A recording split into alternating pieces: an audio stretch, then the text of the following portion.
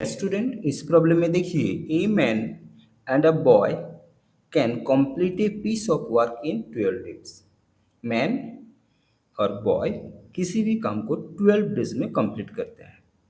If man is twice efficient then the boy, अगर man boy से 2 गुना ज़्यादा एफिशिएंट है, how many days would a man alone take to complete the same work, तो कितना दिन में मैन अकेला वो काम कंप्लीट करेगा।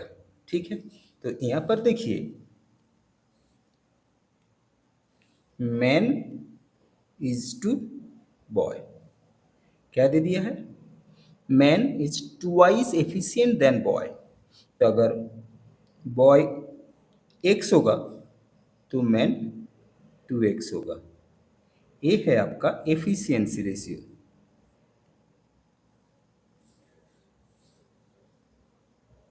एफिशिएंसी रेशियो, ठीक है। तो टाइम रेशियो क्या होगा, टाइम रेशियो होगा आपका इसका रिवर्स, यानी x इज टू 2x। ठीक है, फिर आपका देखिए, आपका प्रॉब्लम में बोला गया दोनों एक साथ वो काम 12 डेज में कंप्लीट करते हैं। So according to the problem, man plus boy 12 days में कंप्लीट करते हैं। ठीक है, तो यहाँ से हम x का वैल्यू सॉल्व करेंगे। x और 2x, इसका एलसीएम होगा 2x। x से 2x को डिवाइड करेंगे तो 2 आएगा, 2 इंटू 1 यानी 2। 2x से 2x को डिवाइड करेंगे तो 1 होगा, 1 इंटू 1 यानी 1 इक्वल्स टू आपका 1/12। ठीक है, तो ये ऊपर आपका हो गया 3 divided by 2x equals to 1/12। ठीक है, इस 2 से 12 को काट दीजिए तो इधर आपका 6 हो जाएगा। फिर देखिए 3/x इक्वल्स टू 1/6। ठीक है, तो यहाँ से क्रॉस मल्टीप्लीकेशन करेंगे तो x इंटू 1 बराबर x और 3 6 8, तो x का वैल्यू आया है 8। सो x क्या है यहाँ पर, हम मैन का टाइम। ठीक है, सो आवर आंसर इज 18, मतलब वो काम मैन अकेला 18 डेज में कंप्लीट करेगा। सो यहाँ पर D is our answer. Okay student, इस प्रॉब्लम में क्या बोला गया, देखिए, find the greatest number which when divides 295, 403 and 547 will leave 7 as the remainder in each case। तो आपको एक ग्रेटेस्ट नंबर फाइंड करना है जिस नंबर से अगर 295, 403 एंड 547 को डिवाइड करेंगे तो हमेशा 7 आपका रिमाइंडर आएगा। ठीक है, तो ये वैल्यू फाइंड करने के लिए हम क्या करेंगे, देखिए, सो रिक्वायर्ड नंबर क्या होगा, HCF। HCF of 295 minus 7 equals to 288। फिर 403 minus 7 equals to 396 and 547 minus 7 equals to 540। मतलब यहाँ पर 7 रिमाइंडर होगा, तो 7 को आपको ये जो तीनों नंबर है, इस तीनों नंबर से माइनस करने के बाद जो नंबर आएगा, यानी 288, 396 एंड 550, इसका HCF आपको फाइंड करना है और वो HCF ही होगा आपका आंसर। ठीक है, तो यहाँ पर हम लोग HCF डिवीजन रूल में करेंगे। ठीक है, तो पहले हम क्या करते हैं, 288 से 396 को डिवाइड करते हैं, तो यहाँ पर 1 होगा, सो ये होगा 288, इसको माइनस करेंगे,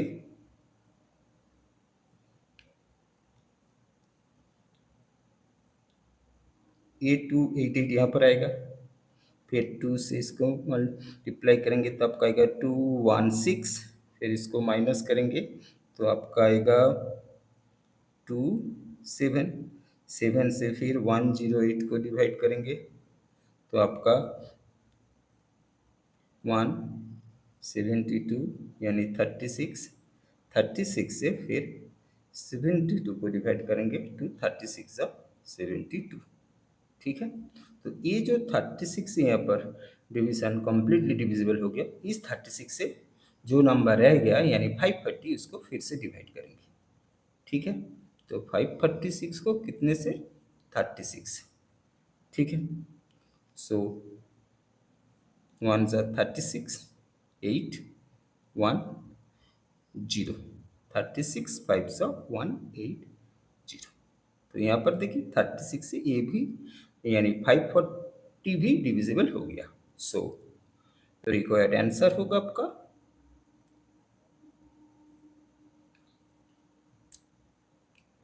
36। यानी अगर हम 36 से 295 को डिवाइड करेंगे तो 7 रिमाइंडर होगा, अगर 403 को डिवाइड करेंगे तभी भी 7 रिमाइंडर होगा, और 547 को भी डिवाइड करेंगे तो 7 रिमाइंडर आएगा। सो 36 इज आवर आंसर, जो यहाँ ऑप्शन सी पर है। ओके डियर स्टूडेंट, इस प्रॉब्लम में देखिए, by selling 40 pens a shopkeeper gains equal to cost price of 4 pens. मतलब अगर किसी शॉपकीपर ने 40 पेन को सेल किया तो उसका प्रॉफिट क्या होगा, 4 पेन का कॉस्ट प्राइस के बराबर। What is his profit percent, उसका प्रॉफिट परसेंट कितना होगा ये आपको फाइंड करना है, ठीक है। तो देखिए इसको कैसे करेंगे, लेट कॉस्ट प्राइस यानी सीपी इक्वल्स टू 40 इंटू 1, 40, ठीक है, ₹40। तो आपका प्रॉफिट क्या है, प्रॉफिट है आपका cost price of 4 pens. So profit होगा आपका 4 इंटू 1 यानी 4। Okay, so profit percent, profit percent का फॉर्मूला होता है आपका profit divided by cost price into 100, ठीक है। तो यहाँ पर आपका प्रॉफिट कितना है, 4 ₹4, आपका कॉस्ट प्राइस है ₹40, परसेंटेज के लिए 100, ठीक है। जीरो एक जीरो काट दीजिए, 4 और 4 काट दीजिए, तो यहाँ पर आपका रह गया 10%। सो 10% इज आवर आंसर, जो यहाँ ऑप्शन सी पर है। ओके स्टूडेंट, इस प्रॉब्लम में देखिए, a 320 metre long train running at a uniform speed crosses a platform in 60 seconds. मतलब 300 मीटर लॉन्ग ट्रेन किसी प्लेटफॉर्म को 60 सेकेंड में क्रॉस करते हैं, and a person standing on the platform in 24 seconds. अगर उसी प्लेटफॉर्म पर एक इंसान खड़ा रहता है तो उस इंसान को 24 सेकेंड में वो ट्रेन क्रॉस करते हैं। What is the length of the platform, आपको प्लेटफॉर्म का लेंथ फाइंड करना है जो इन मीटर में है, ठीक है। तो देखिए इसको कैसे करते हैं, let the length of platform equals to x meter. Okay, so when train cross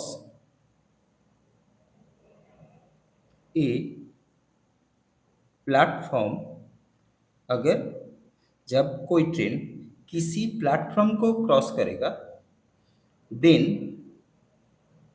distance travel क्या होगा?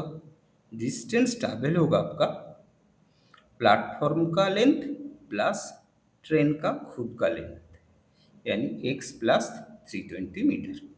ठीक है। When train cross a man, then distance travel होगा आपका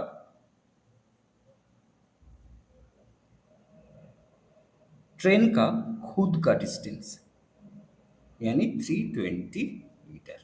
ठीक है, ये बात आपको ध्यान में रखना है कि अगर कोई ट्रेन किसी प्लेटफॉर्म को क्रॉस करेगा तब डिस्टेंस ट्रैवल होगा ट्रेन का डिस्टेंस प्लस प्लेटफॉर्म का डिस्टेंस। और जब ट्रेन कभी पर्सन, इलेक्ट्रिक पोल या कुछ ट्री को क्रॉस करेगा तब का डिस्टेंस ट्रैवल होगा ट्रेन का खुद का डिस्टेंस, यानी 320 मीटर। ठीक है। अब देखिए क्या बोला गया, पहले यानी जब प्लेटफॉर्म को क्रॉस करेगा तब 60 सेकेंड लगता है। तो यहाँ पर हम फॉर्मूला अप्लाई करेंगे स्पीड। स्पीड का फॉर्मूला है आपका डिस्टेंस बाय टाइम। ठीक है, ये स्पीड का फॉर्मूला है। तो यहाँ पर आपका यूनिफॉर्म स्पीड है, मतलब दोनों टाइम उसका स्पीड सेम होगा। तो पहले स्पीड क्या होगा, x प्लस 320 यानी डिस्टेंस डिवाइडेड बाय टाइम यानी 60 सेकेंड। दूसरा टाइम मतलब जब मैन को क्रॉस करेगा तब स्पीड क्या होगा, 320 डिवाइडेड बाय 24। ठीक है, दोनों तरफ यानी दोनों टाइम आपका स्पीड सेम है क्योंकि यहाँ पर बोला गया है यूनिफॉर्म स्पीड। ठीक है, अब 12 से काट दीजिए, तो 12 से काटेंगे तो 5 होगा, 12 से काटेंगे तो 2 होगा। ठीक है, फिर क्रॉस मल्टीप्लिकेशन करते हैं तो ये होगा आपका 2x प्लस 320 इंटू 2 यानी 640, और 320 को 5 से मल्टीप्लाई करेंगे तो ये आपका आएगा 1600। ठीक है, तो यहाँ से आपका 2x बराबर 1600 माइनस 640। ठीक है, तो यहाँ से 2x से इसको माइनस करेंगे तो आपका आएगा 960। सो यहाँ से आपका x बराबर होगा 960 डिवाइडेड बाई 2 यानी 480। सो x बराबर 480 metre. So length of the platform जिसको हम लोग x माने थे वो आया 480 metre. So 480 is our answer, जो यहाँ ऑप्शन बी पर है। ओके डियर स्टूडेंट, इस प्रॉब्लम में देखिए Ramu sells a headphone at rupees 840 and gain 20%। Ramu एक हेडफोन को रुपीज 84 में सेल करते हैं तो उसमें उसका 20% का गेन होता है। He sells other headphone at rupees 960, और दूसरा हेडफोन को रुपीज 960 में सेल कर रहा है, 960 में, तो उसमें उसका 4% का लॉस होता है। व्हाट वाज हिज प्रॉफिट और लॉस परसेंट, उसमें उसका कितना परसेंटेज का प्रॉफिट और लॉस हो रहा है ये आपको फाइंड करना है। ठीक है, तो देखिए इसको कैसे करते हैं, तो देखिए फर्स्ट हेडफोन, इसमें उसका सेल प्राइस यानी एसपी कितना है, रुपीज 840, जिसमें उसका गेन है 20%। ओके, तो आपको यहाँ से पहले हम इसका कॉस्ट प्राइस यानी सीपी फाइंड करेंगे। ठीक है, तो CP of first headphone, CP कैसे फाइंड करेंगे, सीपी को अगर हम x मानते हैं so x into 100 plus 20 divided by 100 equals to आपका 840। ठीक है, ये आपका गेन है इसलिए यहाँ पर प्लस हो गया, अगर लॉस होता तो माइनस लिखते। ठीक है, so x into 120 by 100 equals to 840। ठीक है, तो यहाँ से x बराबर 840 इंटू 100 डिवाइडेड बाई 120। इसको अगर हम इस तरफ लाएंगे तो ये उल्टा हो जाएगा, मतलब न्यूमरेटर डिनोमिनेटर, डिनोमिनेटर न्यूमरेटर में चला जाएगा। ठीक है, तो अब इसको कैलकुलेशन कीजिए। 7 x इक्वल्स टू 700। ओके, तो अगर उसका x यानी CP 700 हुआ तो उसका प्रॉफिट कितना होगा? प्रॉफिट होता है आपका SP माइनस CP, यानी 840 माइनस 700 यानी ₹140। ठीक है, ये तो गया उसका पहला हेडफोन। अभी दूसरा headphone, second headphone. Second headphone में क्या है? सेल प्राइस है आपका SP, यानी सेल प्राइस है 960 और आपका लॉस है 4%। ठीक है, अगर इसका CP को हम x मानेंगे तो x into 100 minus 4 divided by 100। यहाँ पर लॉस है इसलिए माइनस, यहाँ पर गेन यानी प्रॉफिट था इसलिए प्लस किए थे। ये बात आपको ध्यान में रखना है।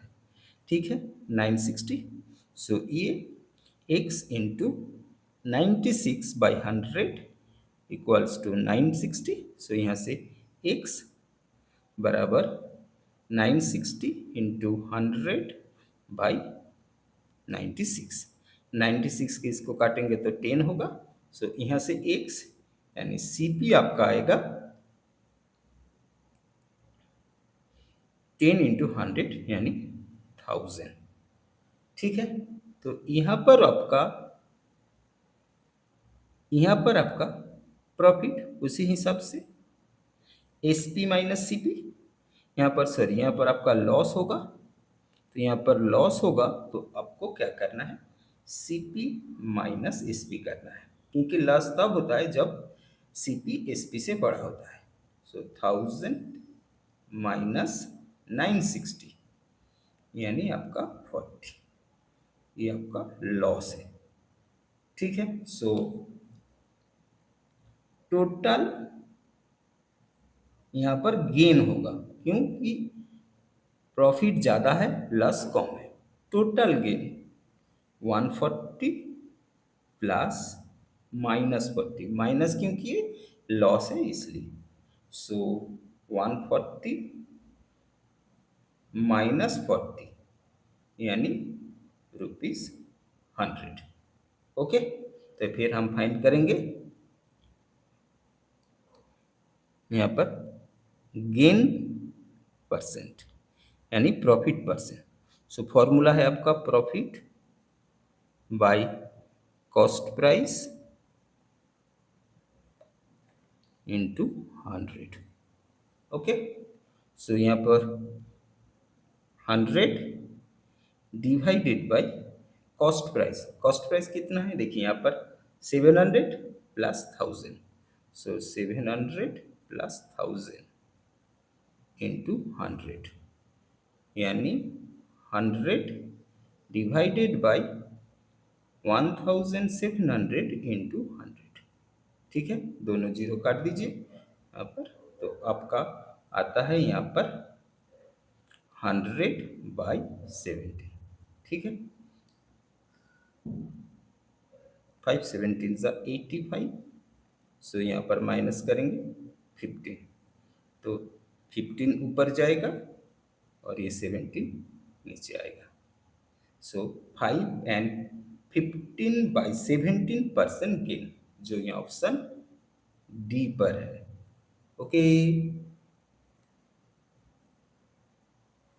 डियर स्टूडेंट, इस प्रॉब्लम में देखिए solve 81/16 whole to the power -3/4 into third bracket, first bracket के अंदर 25/9 whole to the power -3/2 divide 5/2 whole to the power -3। इसका वैल्यू कितना होगा ये आपको फाइंड करना है। ठीक है, तो देखिए पहले सम्स को उतारते हैं। 81/16 whole to the power -3/4 into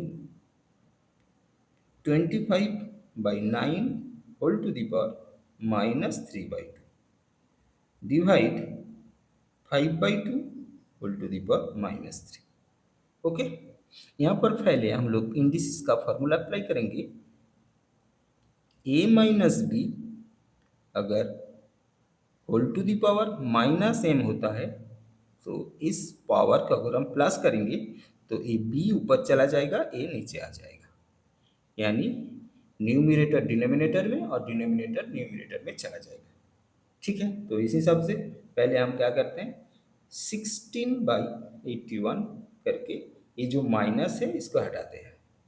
ठीक है, तो यहाँ पर भी 9/25 whole to the power 3/2 divide 2/5 whole to the power 3। Okay, फिर क्या करेंगे, 16 यानी 2 टू दी पावर 4 कैसे निकलते हैं, देखिए 8 4 2 2 यानी 2 टू दी पावर 4 और 81 3 से 27 3 से 9 3 से 3, ये आपका हो गया 3 टू दी पावर 4। ठीक है, तो ये आपका 2 to the power 4 by 3 to the power 4 whole to the power 3/4 into ये क्या करेंगे, 3 स्क्वायर 9 और 5 square 25 whole to the power 3/2 divide, इसको आप तोड़ दीजिए, 2 to the power 3 divided by 5 to the power 3। Okay, फिर देखिए ये जो 2/3 होल टू दी पावर 4 है ना, इस 4 को हम बाहर कॉमन लेंगे, सो ये होगा आपका 2 टू दी पावर 3 4 और ये जो बाहर 3/4 है इसके साथ मल्टीप्लाई हो जाएगा। फॉर्मूला है आपका a to the power m whole to the power n, तो ये बराबर a to the power m into n। Okay, इस हिसाब से 3/5 whole to the power 2 into 3/2 divide 8/125। Okay, 2 2 काट दीजिए, 4 4 काट दीजिए, तो यहाँ पर आपका रह गया 2 टू दी पावर 3 यानी 8 और 3 टू दी पावर 3 यानी 27 इंटू, फिर इधर देखिए 3 रह गया यहाँ पर 3 टू दी पावर 3 यानी 27 5 टू दी पावर 3 यानी 125 डिवाइडेड बाई 8/125। ठीक है, फिर देखिए, सो ये 8/27 एज इट इज रहने दीजिए और ये 27/125 और ये डिवीजन में है तो इसका 125 को ऊपर ले लीजिए और 8 को नीचे ले लीजिए। ठीक है, सो 125 125 27 27 8 और 8 कट जाएगा, सो आपका आंसर आएगा 1। सो 1 इज आवर आंसर, जो ये ऑप्शन बी पर है। ओके डियर स्टूडेंट, इस प्रॉब्लम में देखिए, if 5x equals to 12y and 6z equals to 7y then x is to y is to z equals to कितना होगा, ये आपको फाइंड करना है। ठीक है, तो पहले आपको क्या दे दिया है, आपको दे दिया है 5x इक्वल्स टू 12y, तो यहाँ से हम x इज टू y निकालेंगे। कैसे निकालेंगे, x बाई वाई, इस y को इस तरफ लाएंगे तो इधर जो 5 है इसका नीचे आ जाएगा, सो यहाँ से आपका x इज टू वाई बराबर 12 इज टू 5 हो जाएगा। ठीक है, फिर आपको दूसरा क्या दे दिया है, दूसरा दे दिया है 6z इक्वल्स टू 7y। ठीक है, इसको हम घुमा लेते हैं, पहले 7y को लिखते हैं बाद में 6z को। ओके, तो यहाँ से आपका y/z बराबर 6/7 यानी आपका y is to z equals to 6 is to 7। ठीक है, तो यहाँ से हम फाइंड करेंगे x is to y is to z। ठीक है, तो ये करने के लिए क्या करेंगे, पहले आपका जो निकला x इज टू y इसको लिखेंगे 12 इज टू 5, फिर इसके नीचे y is to z equals to 6 is to 7। आपको ऐसे रखना है एक्स वाई वाई जेड, मतलब वाई को इस ऐसे रखना है, इसलिए हम यहाँ पर 6z इक्वल्स टू 7y था, 7y को पहले ले लिए, ठीक है, ताकि y पहले आ जाए, तभी y यहाँ पर आएगा, ठीक है। तो यहाँ से x is to y is to z, तो पहले हम सीधा सीधा मल्टीप्लाई करेंगे तो x का वैल्यू आ जाएगा। सो 12 6 72, okay.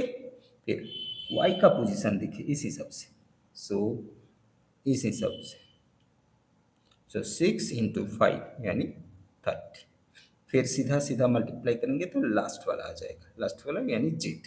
So 5 7 35, okay. So x is to y is to Z आपका होगा 72 इज टू 30 इज टू 35। सो ये हमारा इस प्रॉब्लम का आंसर है, ओके। स्टूडेंट, इस प्रॉब्लम में देखिए, a sum of money amounts to ₹81,000 in 4 years and 64,000 in 2 years। कुछ सम है जो 4 years में 81,000 हो जाता है, एंड उसी सम्स यानी उसी अमाउंट 2 years में 64,000 होता है। अब जब compounded annually interest annually compounded हो रहा है, find the rate of interest, आपको रेट ऑफ इंटरेस्ट फाइंड करना है, ठीक है।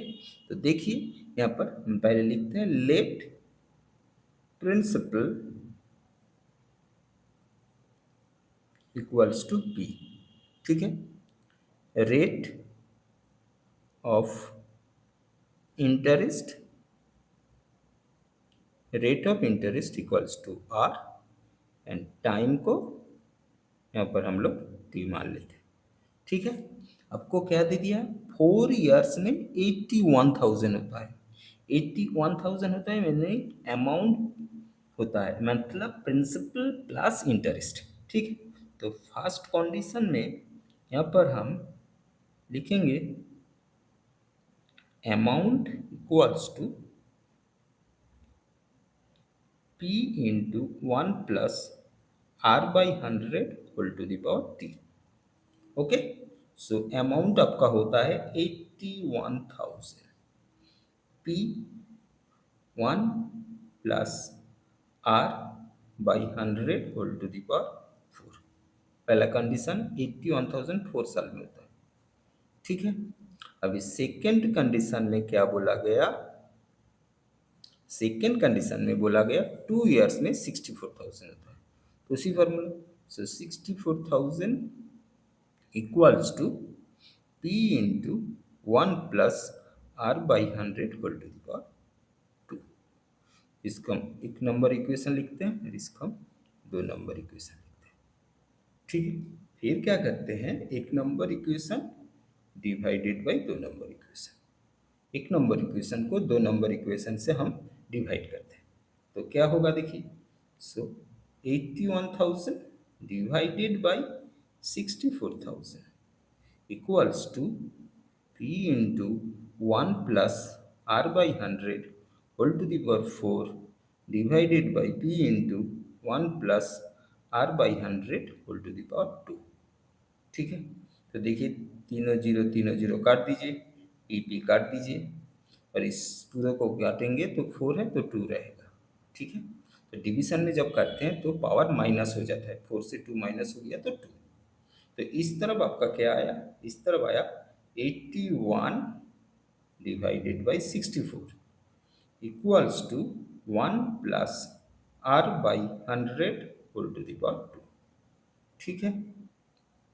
तो फिर देखिए क्या करते हैं, 81 को हम लिख सकते हैं 9 स्क्वायर और 64 को 8 square equals to 1 plus R/100 whole to the power 2, ठीक है।